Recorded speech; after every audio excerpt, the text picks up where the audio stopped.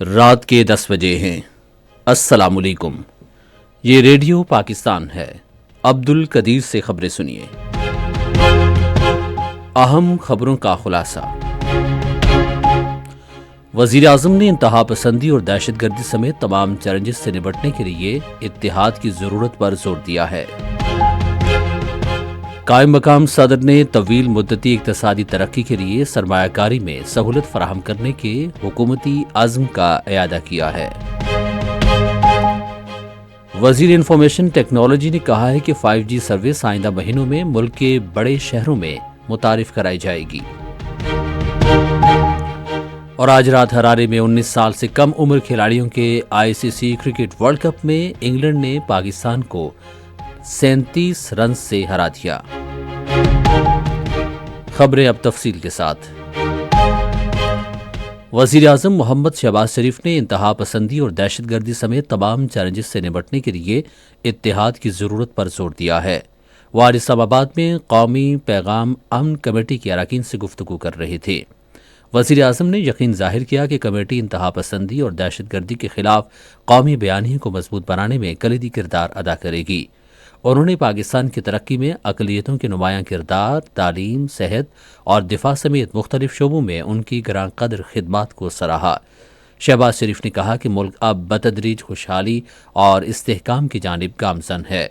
انہوں نے کہا کہ عالمی برادری کو پاکستان کی بے پناہ قربانیوں کا اعتراف کرنا چاہیے اور کہا کہ ہمارے پاس پاکستان میں دہشت گرد عناصر کی بیرونی حمایت کے ٹھوس شواہد موجود ہیں۔ وزیر اعظم شہباز شریف نے وزیر اعظم ہیلتھ کارڈ اسکیم کا آغاز کر دیا ہے، جس کے تحت وفاقی دارالحکومت اسلام آباد، گلگت بلتستان اور آزاد جموں کشمیر کی رہائشیوں کو یونیورسل ہیلتھ کوریج فراہم کی جائے گی۔ آج اسلام آباد میں افتتاحی تقریب سے خطاب کرتے ہوئے انہوں نے کہا کہ حکومت ہر فرد کی دہلیز پر صحت کی سہولیات فراہم کرنے پر یقین رکھتی ہے۔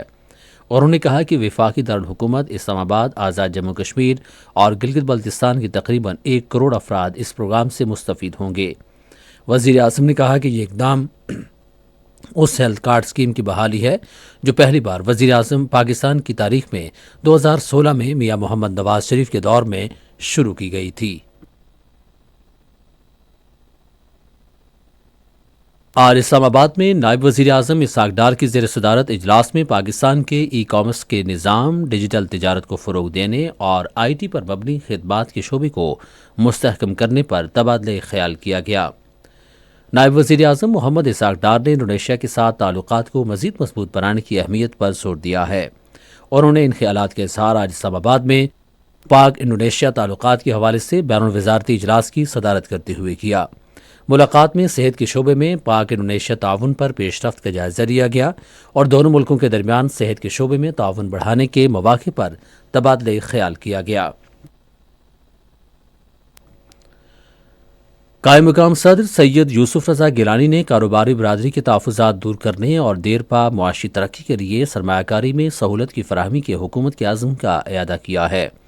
وہ آج اسلام آباد میں اہم کاروباری شخصیات، تاجروں، سرمایہ کاروں، صنعت کاروں اور دیگر ممتاز شخصیات پر مشتمل ایک وفد سے باتیں کر رہے تھے۔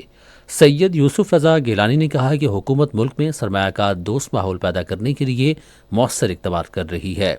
انہوں نے کاروباری برادری پر زور دیا کہ وہ معاشی استحکام، قومی ترقی اور خوشحالی کے لیے کاروباری اور سرمایہ کاری کی سرگرمیوں کو بھرپور انداز میں فروغ دیں۔ انفارمیشن ٹیکنالوجی اور ٹیلی مواصلات کی وزیر شہزاد فاطمہ خواجہ نے قومی ترقی کے لیے مصنوعی ذہانت کی حقیقی استعداد کار سے استفادہ کرنے کے حکومتی عزم کا اعادہ کیا ہے۔ اسلام آباد میں انڈس AI ویک 2026 سے متعلق ایک تقریب سے خطاب کرتے ہوئے انہوں نے کہا کہ 2025 میں منظور کی گئی قومی AI پالیسی پاکستان کو صارف کے بجائے ابھرتی ہوئی ٹیکنالوجیز تیار کرنے والے نمایاں ملک بنانے کے لیے مرتب کی گئی ہے۔ انہوں نے کہا کہ حکومت AI کے جدت پر مبنی نظام اور بنیادی ڈھانچے کے قیام کے ساتھ ساتھ آگاہی پھیلانے پر توجہ دے رہی ہے۔ شہزاد فاطمہ خواجہ نے ملک میں مصنوعی ذہانت کے فروغ کے لیے متعدد منصوبوں کا ذکر کیا، جن میں 10 لاکھ نوجوانوں کی تربیت، سالانہ 3000 AI اسکالرشپس اور AI سے متعلق 50 شہری منصوبے شامل ہیں۔ انہوں نے کہا کہ حکومت آئندہ چند ماہ میں ملک کے بڑے شہروں میں 5G سروس متعارف کرانے کے لیے پرعزم ہے۔ بحری امور کے وزیر محمد جنید انوار چودھری نے کہا ہے کہ مالی سال 2025-26 کی پہلی شش ماہی میں ملک کے بحری ماہی پروری کے شعبے میں 22% اضافہ ہوا اور سمندری خوراک کی برآمدات 1,22,629 میٹرک ٹن سے تجاوز کر گئی ہیں۔ بحری امور کے وزیر نے محکمہ بحری ماہی پروری کے جاری کردہ اعداد و شمار پر تبصرہ کرتے ہوئے کہا کہ یہ کارکردگی پاکستان کی بحری ماہی پروری کی عالمی منڈیوں میں بڑھتی ہوئی مسابقت اور اس عرصے میں برآمدات کے تسلسل کی عکاسی کرتی ہے۔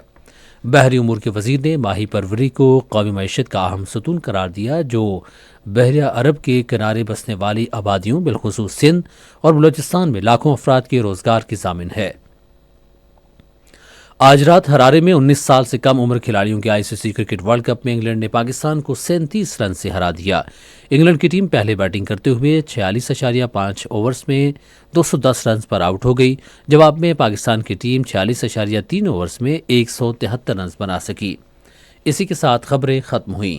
مزید خبروں اور تجزیوں کے لیے ہماری ویب سائٹ ہے radio.gov.pk اور فیس بک کے link radio Pakistan news official پر براہ راست ویڈیو سٹریمنگ بھی ملاحظہ کیجیے۔